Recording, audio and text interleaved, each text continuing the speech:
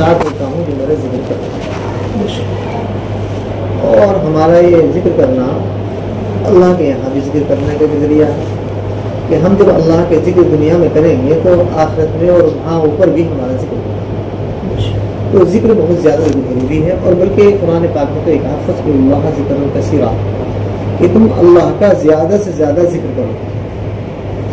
حضور پاک صلی اللہ علیہ وآلہ وسلم کے تعلق سے یہاں آتا ہے، احادیث کی کتابوں میں لکھا ہے انا اذکر اللہ کل احیانہ کہ حضور پاک علیہ السلام ہر وقت اللہ کا ذکر کیا کرتے ہیں۔ میں کے سامنے گستاخ ہوئی واقع سنا اپنی زندگی کا۔ میں دارالعلوم میں پڑھ رہا تھا، ہمارے یہاں مراد آباد میں ایک مولانا مستحسن الدین صاحب رحمۃ اللہ علیہ،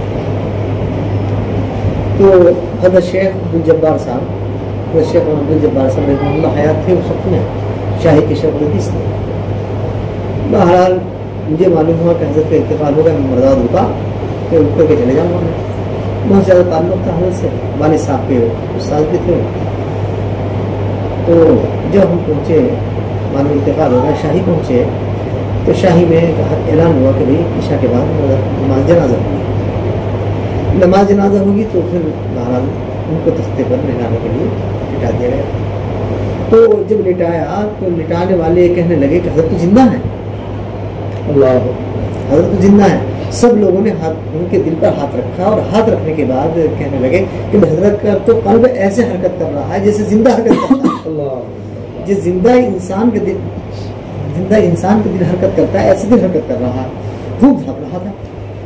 بہرحال وہاں ڈاکٹر تصدق صاحب ایک بہت بڑے پرانے معالج تھے، بہت بوڑھے، انتقال میں کافی ہو گئے، ان کو بلایا اور وہاں کے جو مراد آباد کے شہر کے جو اچھے ڈاکٹرز تھے ان کو بلایا گیا، اور بلانے کے بعد ان کو چیک کرایا گیا۔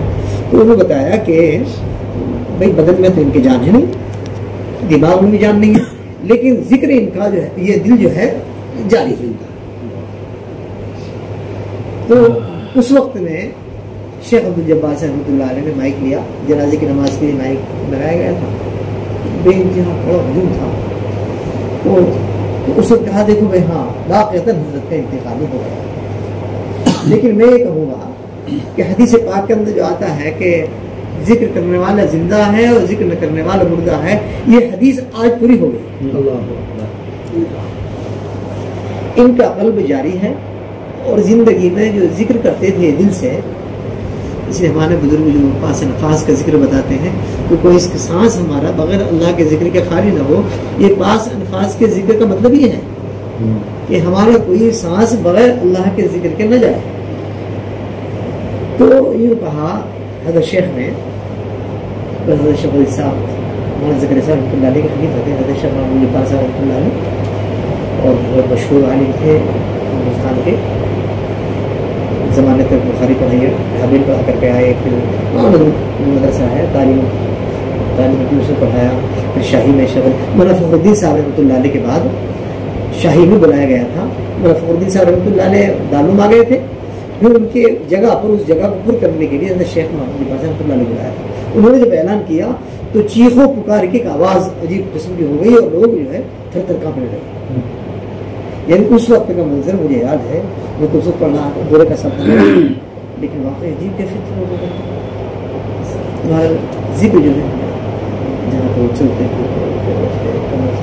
شیخ زکریا رحمۃ اللہ علیہ کی آپ بیتی لکھا ہے کہ ایک طالب علم کو کچھ طلبہ لے کے آئے اور بتایا کہ حضرت یہ حاجی شاہ کمال کے آگے جو ہندوؤں کا جو مٹھ ہے، لال داس کا بڑا مندر ہے وہ بڑا والا، تو یہ ادھر ٹہلنے گیا تھا، تو ایک پجاری نے اس کی طرف کچھ اشارہ کیا، اس کی وجہ سے جو ہے یہ کفریہ باتیں کر رہا ہے، اور گویا کافر ہی ہو گیا، گویا اس طرح کی باتیں کر رہا ہے۔ تو حضرت شیخ رحمۃ اللہ علیہ نے فرمایا کہ بھائی میرے پاس تو کچھ نہیں ہے، لیکن میں پرچہ بھیج رہا ہوں، حضرت کے پاس چلے جاؤ، حضرت مولانا عبدالقادر رائے پوری رحمۃ اللہ کے پاس رائے پور چلے جاؤ اور فوراً لے جاؤ اس کو۔ تو حضرت نے پرچہ بھیجا، اور حضرت مولانا عبدالقادر رائے پوری رحمۃ اللہ علیہ بہت زیادہ تعلق رکھتے تھے مولانا زکریا رحمۃ اللہ علیہ، تو وہ طالب علم لے کے آئے اس کو، طالب علم کو حضرت رحمۃ اللہ نے پوری کیفیت پوچھی، اور کہنے لگے کہ بھائی میرے پاس تو کچھ ہے نہیں، لیکن میں نے ایسے ایسے بزرگوں کے بارے میں سنا ہے، پڑھا ہے، دیکھا ہے کہ جو اگر یوں کر دیتے تھے تو دل جاری ہو جاتا تھا، ان کا یوں کرنا ہوا اور لڑکا جو ٹھیک ہو گیا. اللہ یہی کا واقعہ ہے.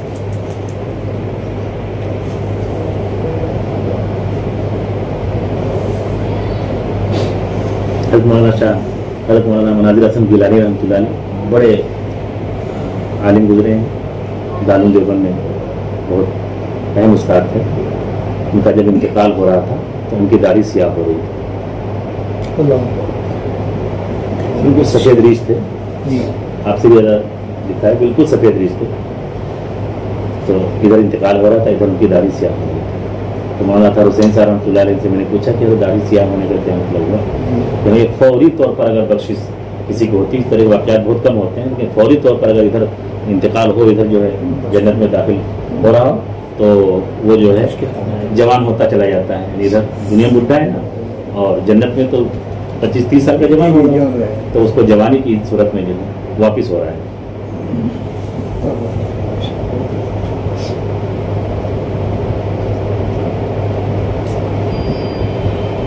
چاہتے تعلق میں بیتے ہوئے 3000 ان کی کتاب ہے.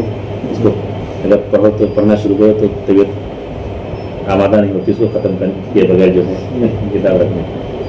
یہ بڑھیا کتاب ہے. ان کی کتاب حضرت مولانا مناظر حسن گیلانی ابو ذر غفاری ان کی کتاب ہے. میں تو لوگوں کو مشورہ دیتا ہوں کہ یہ کتاب اگر پڑھو تو اکیلے میں پڑھو، لیکن بغیر روئے ممکن نہیں ہے کہ کوئی آدمی آگے بڑھ جائے.